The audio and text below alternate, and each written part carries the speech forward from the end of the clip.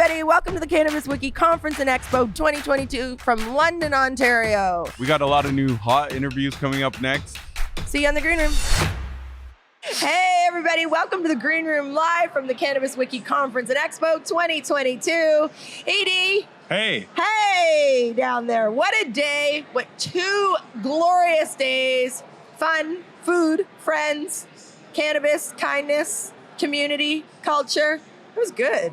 No? Yeah. Absolutely. Absolutely. Yeah. Some familiar faces and some new ones. Oh, wow. We are joined today by the Dank Duchess. Woo. Huge fan. Been following Duchess online forever. Mm-hmm. Thank you for coming. Thank you for so being very here. much to have me here. That was a wish. We got a wish list and you were my wish. Darling, thank you for having me. And it's a pleasure. I've done an interview with you guys before. That's right. And it's been fantastic. So you just came from a panel. What was your panel? It was on cultivation and sustainability. And because who are you? Like, what do you do? How would you know that? Like, for our viewers or listeners? I don't. I know that because I've been a grower for about 19 years. Wow. I am known primarily as a hash maker, but you're not making the really good hash without growing to some degree. So I've been growing for a while, and I'm always eager to learn new practices within sustainability because we can grow and ruin the planet, or we can grow and continue to grow on the planet. And so anything at the end of the day, all of this is about the cannabis plant. So what we share with each other is completely like the most important part of it in our community growth. And I'm really happy to be here. Thank you. Community growth, and you're really happy to be here. Yeah. So the panel that you were just talking on, how was it? Was it attended? Was it fun? Was it exciting? Oh, it was definitely exciting. Look, so I had on one side Mariah from Tantalus, who was talking about their innovations in sustainability with tissue culture and such. And on the other hand, I had Claude, who is talking about integrated pest management and how the bug man. He's so cool. And he was really cool. He's really cool. The French bug man. That's the thing. When someone has an accent that makes you really, really listen in on it, they're telling you some good stuff. So that panel was interesting, and I heard for a few minutes, and I was watching to see who was listening and stuff. But what'd you think of the panel you were on yesterday? Oh, the Women in Cannabis panel. Tell us about that. We don't want to play comparisons, but at the end of the day, it was a banger. It was definitely a banger. I mean, one of the things that's on the sign that says, "What do we need?" is a Women in Cannabis Part 2. So I think that we, just started to scratch the surface with regard to all of the different perspectives that women bring to the cannabis field. Right now, we're still dealing with where is our place? Our place is, of course, on that same table. We all should be on that table. And what are the unique things that women bring to the table with our collaborative efforts, our understanding about it being more a holistic process rather than just getting down to the bottom line. And you saw a lot of young women. That was a big thing. You saw women who were young. Really young. And then you saw some older women, and so the entire gamut, because we are all interested in our health. We are taking agency of what we bring to the table. And the cannabis plant is a female plant. Yes, there are male parts to it. We wouldn't be doing that much without the pollen, but at the end of the day, men and women alike are caring for female plants. So, we should be there. And the men were all standing outside the ring, like all the women were inside, and the tables were all full of women, and the men were around the ring supporting, being allies, and I liked that. It was actually really great. We had a voice, and we drew them. It actually halted the schedule. Because Jordan Wagman, he didn't want to go on. He's like, everybody's over at the women place, so let me just wait until after it's done. I saw when he stepped away, right? And I was thinking, is he going to tell them to turn that down or something? Because he's like a super supporter of that. And he was heading to go to do his panel that they then had to hold off a little bit because so then they asked me to go back on the mic and say, now that you guys are done, can you get everyone to go to the front now? Yes. So it was well attended on our side. And, a lot of times we don't want to feel like women in cannabis is an add-on idea. You want to understand that it's endemic to our total progress. We have to have an integration of diversity across the types, where we have in terms of abilities, in terms of races, in terms of genders. And once we approach cannabis from that wholehearted perspective, we will see a lot of the problems within the cannabis industry start to fall away. Because right now, when we're only looking at the bottom line and it's a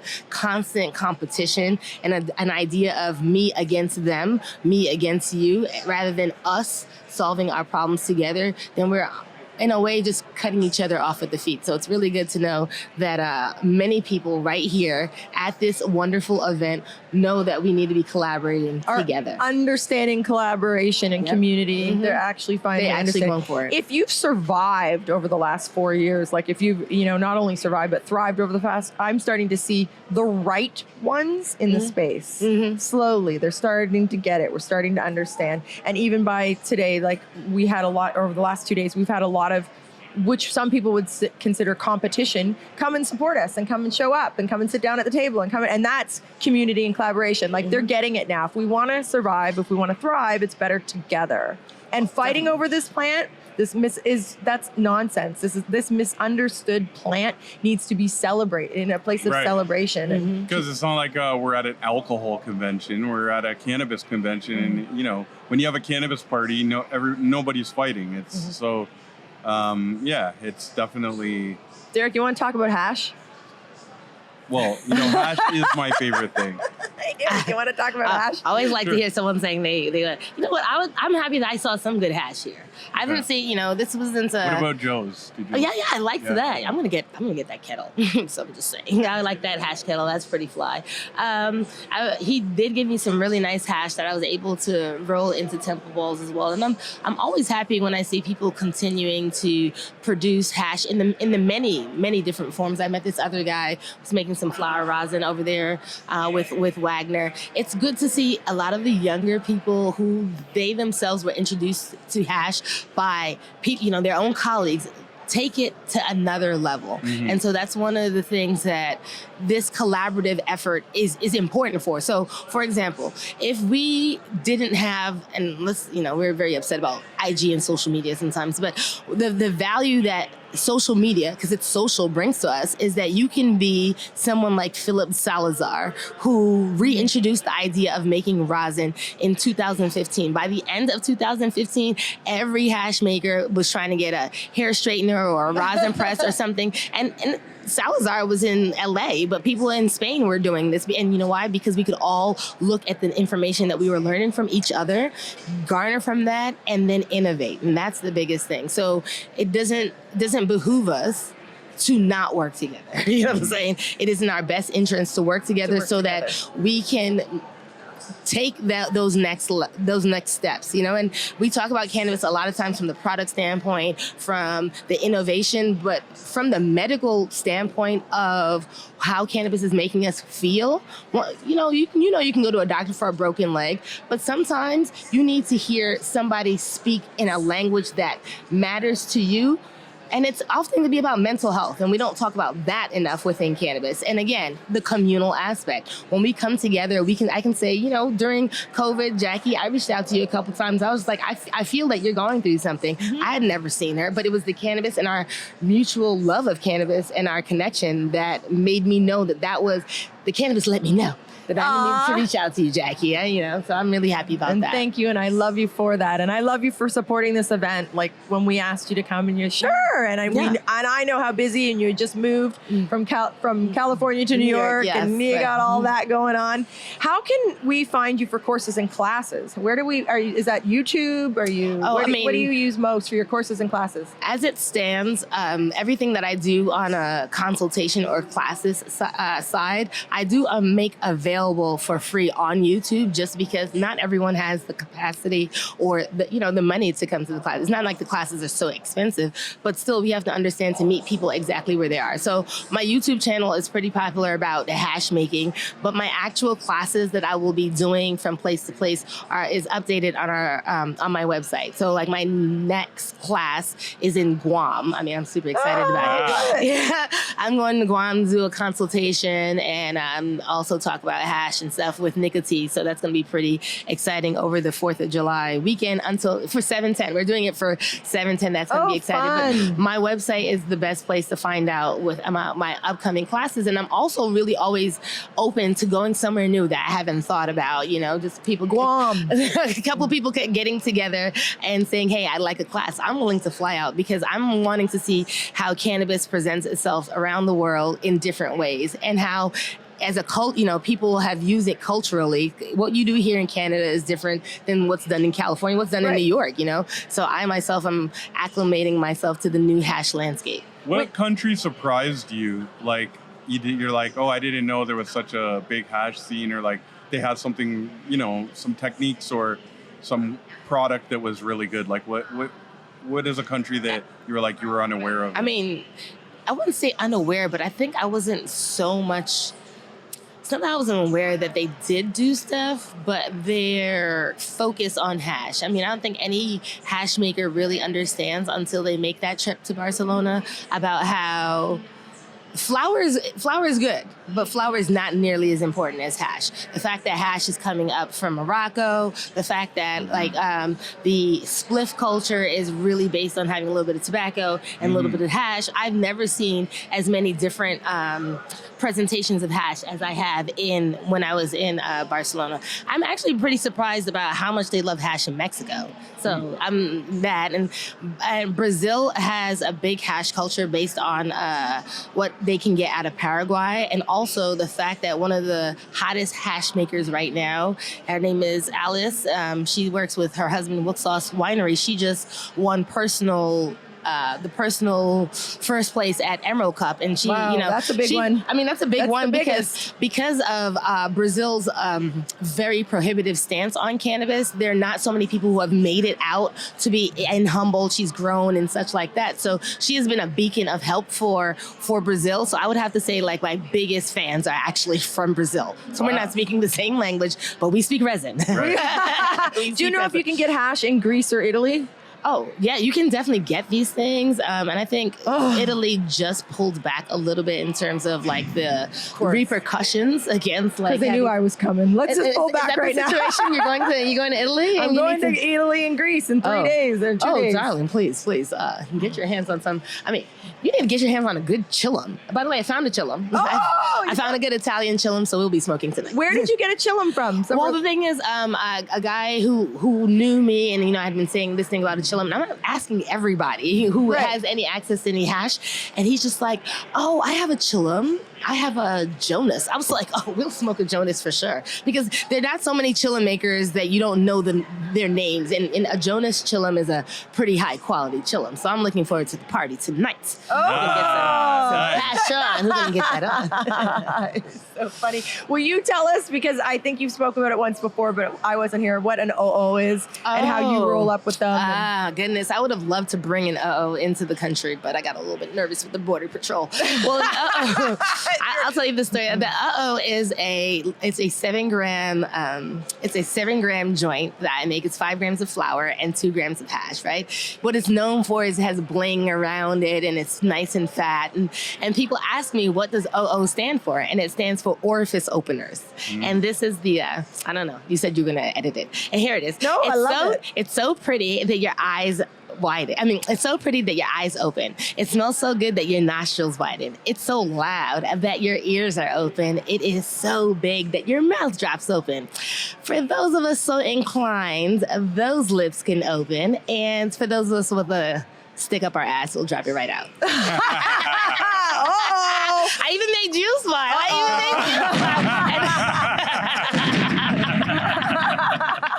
Make sure you I'll show y'all a picture of when it's time. Then you'll see. We gotta post when we edit this. We gotta throw a picture of an I'll show in you there. a nice, A picture of her enjoying an Well, thanks for being on our conference. Oh, of course. I mean, this has been really nice. A lot of times people get really stuck on the idea that like they need to get to the biggest conferences. You know, I'm always talking about just showing up. Intimacy. But these smaller conferences, people have the time just to sit and talk to you about like what they're passionate. People who really are into this, yeah, they might charge consulting fees. You just get them on the right, right chord, and they will talk to you. So I like these smaller events because I get a chance to see the people who are really hungry and the new hash. I mean, I'm happy about that. Good stuff always comes out of a conference. An in-person conference, good stuff. I promise you. Like that's the first time I met Shatterizer, the people that are over there in the corner. It was right after that I started getting jobs. Like from Shatterizer. The first cannabis conference that I went to in California, I met Frenchie, Mila Jansen, and Kyle Cushman all in the same day. Oh, wow. All in the same day. Wow. I had no idea who Mila was, but she was holding court with like a huge room and just holding court. And I walked up to her and I was like, I have no idea who you are, but I'm fine to admit that. But I can see that the influence that you bring here and the knowledge you bring here is important. So I will figure out who you are. Oh, I love that. That is so hot. I like that. That's confident and sexy. I had to. I told Kyle Cushman, he laughed about it whenever he sees it. I was like, you don't know me, but I have moved across the country to grow weed your way. Because at the time I was looking at the veganics line, and he was like, no one's ever said that. It's like, you haven't met Duchess. Oh, I like that. And Frenchie, I had no idea at all what hash was. I saw all this chocolate in front of his booth, and I was complaining about it. I was actually walking away because I was looking for some nice dabs, some DHO, and I was complaining about it, walking away. And he says, "This is not chocolate, this is hashish." And I said, "Well, can you dab it?" He said, "But of course." And that started a relationship that was quite beneficial for both of us. So, I mean, I'm still talking about hash right now, am I not? Yeah. At a conference. Yeah. That was fun. That was a fun chat and a fun interview. I'm great to have you here. I'm really the last 2 days it's going to take me a day or two to figure out this whole event because I'm in such awe from Derek's idea that literally he comes up with while he's smoking hash. We like that. For real, these ideas of these conferences and pop-ups and things we're doing and different trips we take and different ventures that Wiki takes part in are usually thought of over a hash joint that Derek is then hash is probably at the root or the seed of almost everything we do. I'm telling you, I like that. That means good things are gonna come. Yes, it does. And good things are coming. They are we can smell it, we can feel it, and just the vibes at this event the last few days, we're incredibly grateful. And for you to make the trip for us was really, really great. Yeah, we really appreciate the support and about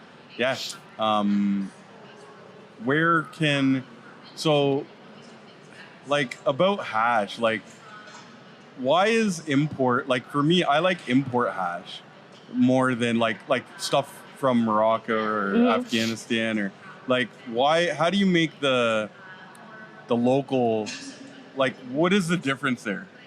Okay, I mean, what you're going to see most predominantly in the difference is going to be the cultivars that are used in the first place.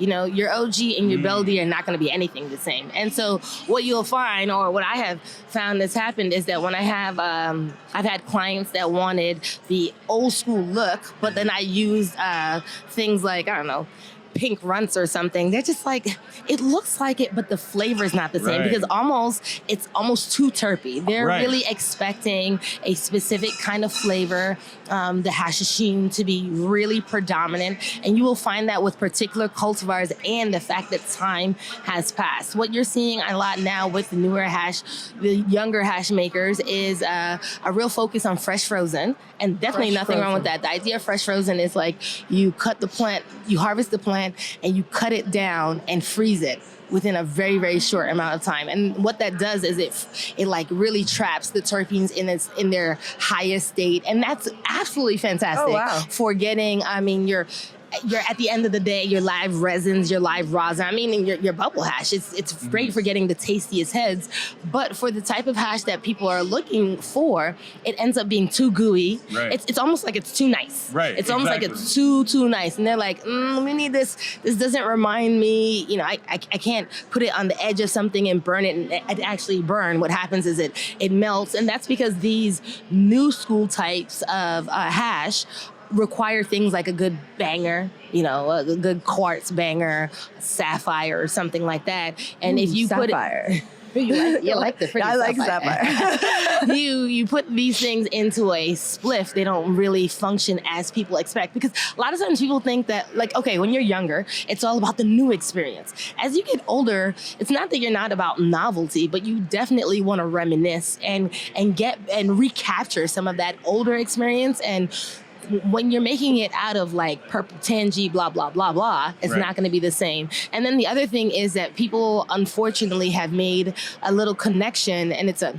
bit of a bad connection, that the darker hash is problematic, because they're also coming by it from the standpoint of like when BHO was made with trim and made with just literal trash. What happens is that your older material and your less quality material is going to get you brown concentrate at the end of the day. So then what happens, we had this push toward lighter is righter, lighter is better. So these hashes that are coming from Morocco that are looking like chocolate, that people who appreciate all types of hash are like, oh my God, this is amazing. Right. People are like, this is trash. I would never do this. And I'm going to be really honest. If a person hasn't been outside of their locality with regard to their hash, I don't really happen to care, because you haven't had hash all over the place. Right. I've had hash not enough places. And I've come with, when I saw this super dark Afghani back in 2019, I didn't have a bad feeling about it, but I did have a misconception that because it was 20 years, this is going to knock me out. I know I'm just going to take a little bit of something. The woman wants me to do that. I had that hash and I was speeding. I was like, oh my gosh, tell me stories. It just so happens that the Afghani plant retained that quality that everyone knows Afghani's kind of speedy. But if you put it next to some beautiful 6-star hash that just won Emerald Cup, a lot of the younger people are immediately going to go for that just on looks alone. Right. And I will tell you, light's not right. I've seen a lot of really light hash char super poorly, and just really badly, just because it wasn't the right cultivar. Light is not right. No, it isn't. It's not a guarantee that it's going to be the best. It could mean that someone is pulled early. It can mean that it's just that cultivar, but just the sheer color of it alone tells you nothing. So do you think it's like the land races, like in those regions, like having those, like making it from those plants, and then also like the technique, like, everybody's about like this super clean, like, extraction process. And it's like, for me, like, I don't know why, but it's like, I feel like, because I've seen some like documentaries and stuff of them making it, and it's like, just having the plan and like just beating it, like, and it's not going to be pure, but I feel like those He loves his hash. it adds something to that experience. So it's like not the like, because there's going to be like leaf is going to get, like, you know what I mean, dirt, maybe all kinds of stuff is going to get in it, but I feel like that's, I don't know, there's something, because it's like you can't compare them, and it's like if they use the same technique, like for me, what I had, like I can tell an import hash right away, and I'm like, oh yeah, this is what I want.